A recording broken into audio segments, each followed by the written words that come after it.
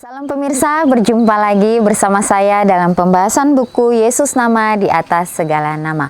Buku ini dituliskan oleh Nyonya Ellen G. White. Buku ini menyuguhkan kepada kita Yesus adalah Alfa dan Omega, pencipta langit dan bumi, pemberi setiap pemberian yang baik dan sempurna, dan pemikul beban besar kita. Kepada orang-orang yang bimbang di antara kita, dia menulis tentang seseorang yang merupakan pusat daya tarik yang agung. Kepada mereka yang hancur oleh dosa, dia menawarkan juru selamat yang sempurna, perantara yang agung, perantara yang maha kuasa, dan kapten keselamatan kita. Jadi inilah suatu pengharapan bagi kita, bagaimana Tuhan selalu memberikan yang terbaik bagi setiap umat-umatnya. Dikatakan di sini bahwa Yesus adalah pencipta langit dan bumi. Dia akan memberikan yang terbaik dan yang sempurna bagi kita. Dan dia juga adalah pemikul beban besar kita. Ya, kepada kita yang bimbang dan ragu, dan kepada kita yang hancur oleh karena dosa. Bagaimana juru selamat yang setia itu selalu ada untuk kita. Karena dia adalah kapten keselamatan kita yang akan menuntun jalan-jalan kehidupan kita masing-masing. Baiklah, pada saat kita mempunyai beban yang besar di bawah kaki salib Tuhan, sehingga dia akan meringankan setiap beban kehidupan kita, dan kita pun akan berjalan sesuai dengan kehendaknya. Pada saat ini kembali lagi saya mengundang akan seluruh anggota keluarga dan saudara-saudara semua. Kita dapat berkumpul bersama-sama. Kita akan mempelajari nasihat firman Tuhan pada saat ini, dan biarlah rencana-rencana indah Tuhan itu akan menjadi bagian masing-masing kita. Kita akan masuk ke dalam judulnya, Seorang Penakluk. Ayatnya terdapat di dalam Habakuk 3 ayat 3.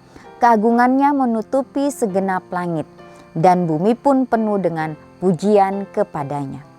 Suara Tuhan terdengar dari surga, menyatakan hari dan jam kedatangan Yesus, dan menyampaikan perjanjian yang kekal kepada umatnya. Bagaikan bunyi guntur yang paling keras, firman-Nya menggemuruh ke seluruh dunia. Umat Israel, Tuhan berdiri mendengarkan dengan matanya, memandang ke atas. Wajah mereka diterangi kemuliaan-Nya dan bercahaya seperti wajah Musa pada waktu ia turun dari gunung Sinai. Orang-orang yang fasik tidak dapat memandang mereka. Dan bila mana berkat-berkat diumumkan bagi mereka yang menghormati Tuhan, oleh pemeliharaannya, sahabatnya yang kudus akan terdengar sorak kemenangan yang luar biasa. Ya, jadi suatu hal yang sungguh indah bagi masing-masing kita. Ya, pada saat kita mempelajari firman Tuhan, bagaimana kedatangan Tuhan. Ya, di sini dikatakan bahwa dia datang bagaikan bunyi guntur yang paling keras. Firman-Nya menggemuruh ke seluruh dunia. Umat Israel, Tuhan berdiri mendengarkan dengan matanya, memandang ke atas. Wajah mereka diterangi kemuliaan dan bercahaya seperti wajah Musa pada saat dia turun dari gunung Sinai. Ya, orang-orang fasik tidak dapat memandang mereka. Dan bila mana berkat-berkat diumumkan bagi mereka yang menghormati Tuhan oleh pemeliharaan sahabatnya yang kudus, akan terdengar sorak kemenangan yang luar biasa. Ya, jadi inilah janji Tuhan bagi masing-masing kita. Tapi pada saat kita menghadapi itu semua, kita akan melewati begitu banyak tantangan. Ya, bukan hal yang mudah bagi kita manusia, tetapi Tuhan adalah penolong kita. Dia akan menuntun kita. Dia akan memberikan kita kesanggupan untuk melewati itu hari demi hari. Ya, dikatakan firman-Nya menggemuruh ke seluruh dunia. Ya, jadi tidak ada orang yang dapat menghalangi ya kebenaran firman Tuhan itu. Dia akan terus memancar. Dia akan terus ya tersebar ke seluruh dunia. Dan di sini juga dikatakan wajah kita akan sama seperti wajah pada saat Musa turun dari gunung Sinai, dipenuhi oleh kemuliaan Tuhan. Ya, bagaimana disitulah orang-orang akan melihat, inilah umat-umat Tuhan yang Tuhan kasihi. Oleh sebab itu, baiklah kita mau diajar hari demi hari. Kita mau menuruti akan apa yang Tuhan sudah perintahkan bagi masing-masing kita. Dikatakan juga yang tadi di ayatnya bahwa bumi pun penuh dengan pujian kepadanya. Jadi kita mengucap syukur kepada Tuhan, berterima kasih kepada Tuhan. Oleh karena dia masih memberikan kita kesempatan hari ini dan seterusnya, supaya kita dapat menilik hati kita masing-masing. Tuhan, apa yang harus saya lakukan lagi? Bantu saya Tuhan, supaya saya dapat mengerti jalan-jalan Tuhan di dalam kehidupan ini. Dikatakan orang-orang fasik tidak dapat memandang mereka. Dan bila mana berkat-berkat diumumkan bagi mereka yang menghormati Tuhan, ya disitulah akan terdengar sorak kemenangan yang luar biasa. Ya, jadi orang-orang yang tidak percaya, orang-orang yang hanya mementingkan diri mereka sendiri, mereka tidak dapat memandang semuanya itu. Orang-orang yang tidak mau diajar, orang-orang yang mengeraskan hati, ya mereka tidak akan mengalami hal seperti ini. Oleh sebab itu, ya nasihat atau kembali lagi teguran bagi kita supaya kita dapat berbalik kepada Tuhan, menyerahkan kehidupan kita sepenuhnya hanya kepadanya. Tidak lama kemudian tampaklah di sebelah timur suatu awan hitam yang kecil, kira-kira setengah kepalan tangan besarnya. Itulah awan yang mengelilingi juru selamat yang tampak dari jauh seperti diselubungi oleh kegelapan. Umat Tuhan mengenal ini sebagai tanda Anak Manusia. Dalam keheningan yang hikmat, mereka memandanginya sementara semakin mendekat ke bumi, menjadi semakin terang dan mulia, hingga menjadi awan putih besar, yang dasarnya adalah kemuliaan bagaikan api yang menyala-nyala, dan di atasnya ada pelangi perjanjian.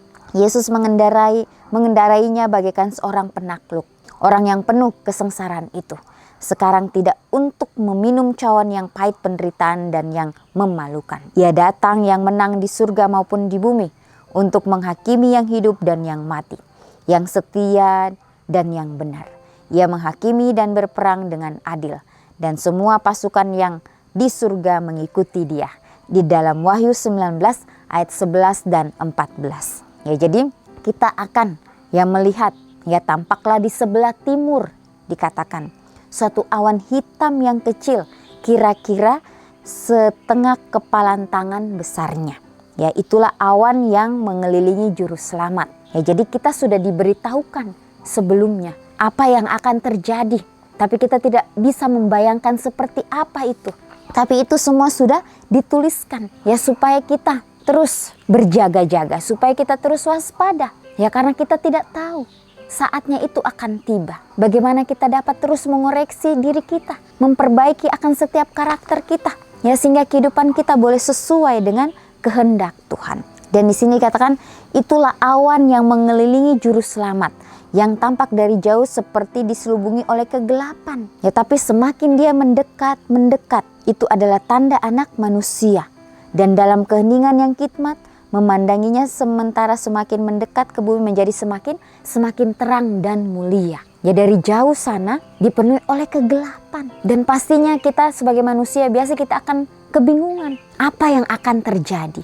Tapi semakin dekat, lebih dekat lagi, itu akan dipenuhi oleh cahaya dan kemuliaan. Hingga menjadi awan putih besar yang dasarnya adalah kemuliaan bagaikan api yang menyala-nyala. Dan di atasnya ada pelangi perjanjian. Ya, kembali lagi kita diingatkan oleh janji Tuhan, yaitu pelangi yang sangat-sangat indah, mempunyai warna yang begitu sempurna. Itulah menggambarkan bagaimana kesempurnaan Yesus. Dan pada saat kedatangannya itu akan ada, dan kita akan diingatkan bahwa inilah janji yang Tuhan akan tepati bagi masing-masing kita. Di sini dikatakan Yesus mengendarainya bagaikan seorang penakluk, ya. Orang yang penuh kesengsaraan itu, ya, sekarang tidak untuk meminum cawan yang pahit penderitaan dan yang memalukan. Ia datang sebagai seorang pemenang di surga maupun di bumi, untuk menghakimi yang hidup dan yang mati, yang setia dan yang benar. Ya, dan dia akan menghakimi dengan adil. Dan semua pasukan yang di surga akan mengikuti dia. Ya, jadi suatu sukacita yang luar biasa yang akan kita rasakan di dalam kehidupan kita masing-masing. Dengan nyanyian-nyanyian surga, malaikat-malaikat kudus, suatu kelompok besar yang tak terhitung banyaknya, menyertai dia dalam perjalanannya. Langit seolah-olah dipenuhi oleh bentuk-bentuk yang bercahaya. Berlaksa-laksa dan beribu-ribu laksa banyaknya. Tak ada pena manusia yang dapat melukiskan pemandangan itu. Tidak ada pikiran fana yang sanggup mengerti keindahan dan keagungan kemuliaannya. Keagungannya menutupi segala langit, dan bumi pun penuh dengan pujian kepadanya. Ada kilauan seperti cahaya, sinar cahaya dari sisinya, di dalam Habakuk 3 ayat 3 dan 4. Sementara awan yang hidup itu datang semakin dekat, setiap mata memandang Raja kehidupan itu. Tak ada lagi mahkota duri yang merusakkan kepala yang kudus itu, tetapi suatu perhiasan kemuliaan terletak di atas keningnya yang suci. Wajahnya memancarkan sinar terang dan menyilaukan melebihi sinar matahari di tengah hari. Dan pada jubahnya dan pahanya tertulis suatu nama, yaitu Raja segala raja dan Tuan di atas segala tuan. Di dalam Wahyu 19 ayat 16. Ini ditulis di dalam buku Kemenangan Akhir halaman 541 dan 542.